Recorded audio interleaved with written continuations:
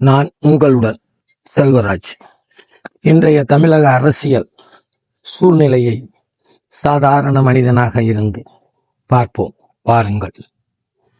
ஒரு தனி மனிதன் தனது ஆசை, கனவு, முயற்சி ஒரு வீடு கட்டி அதற்கான அழைப்புதலை தன் சொந்த பந்தம், நண்பர்கள் அனுப்பி அவர்களை வரவழைத்து விருந்து கொடுப்பார்.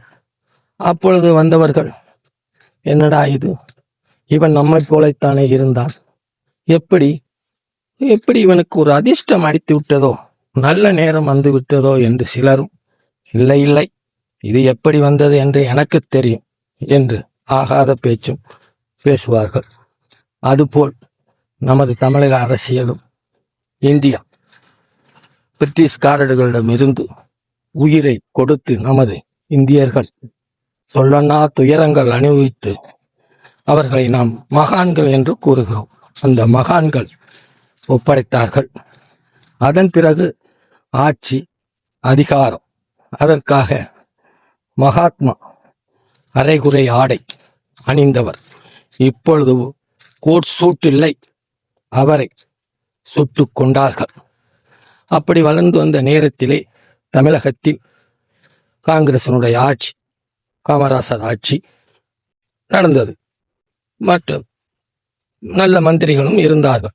இருக்கும் பொழுதும் கூட இந்த ஏழை எளிய மக்களுக்கு ஆக அந்த கட்சியிலே இருந்து பெரியார் என்ற ஒரு மனிதர் தோன்றி நம்மளுக்காக உழைக்க ஆரம்பித்தார்.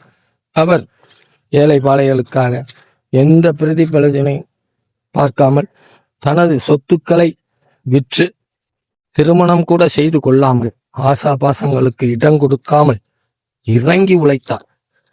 அந்த கூட்டத்தில் இருந்து அறிஞர் அண்ணா அவர்கள் மக்களிடம் வந்து தேர்தலை சந்தித்து ஓட்டுக்கள் வாங்கி வெற்றி பெற்றார்கள்.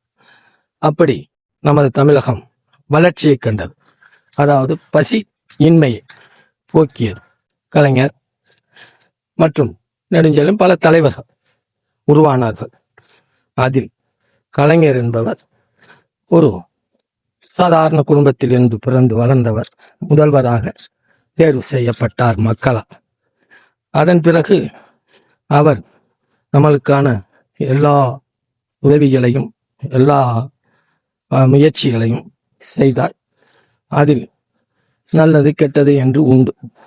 அதன் பிறகு எம்ஜிஆர், ஜெயலலிதா ஆட்சி நடந்தது.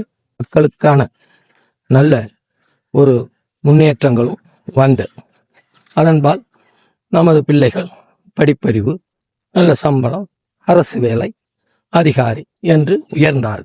அதன் பிறகு முத்துவேல் கருணாநிதி ஸ்டாலின் வந்தார். அவர் மக்கள் நல திட்டங்களை அளித்து தமிழகத்தை நல்ல முறையிலே வளர்த்து வந்தார். அப்பொழுது நான் கூறியது போல் அந்த வீட்டிற்கு வந்தவர்கள் என்னைவனுக்கு வந்த யோகம் என்று சொல்வார்கள். ஆனால் அந்த நபருக்குத்தான் தெரியும், இடம் வாங்குவதில் இருந்து அதற்கு அடித்தளமிட்டது, ஒவ்வொரு நாளும் வந்து அந்த இடத்தை பார்வையிட்டு உழைத்தது, பிரேஸ் மட்டம் போட்டது, சிறுக சிறுக வளர்ந்தது. அவருடைய கனவு நினைவானது. அவர் பார்த்து மகிழ்ச்சி அடைந்தது. அவருடைய உழைப்பு அவருக்கு மட்டும்தான் தெரியும். அந்த குடும்பத்தில் உள்ள நண்பர்களுக்கு கூட தெரிவதற்கான வாய்ப்பு குறைவுதான். அதுபோலத்தான் தமிழகத்திலே இப்பொழுது அவர்கள் பார்ப்பதற்கு நன்றாக தெரிவதால் இது ஏதோ மாயாஜாலத்தில் உருவானது போல் நினைத்து கொண்டு இந்த அரசியலை இப்பொழுது விஜய் அவர்கள் கையிலே கொடுத்திருக்கிறார்கள். நன்றி, வணக்கம்.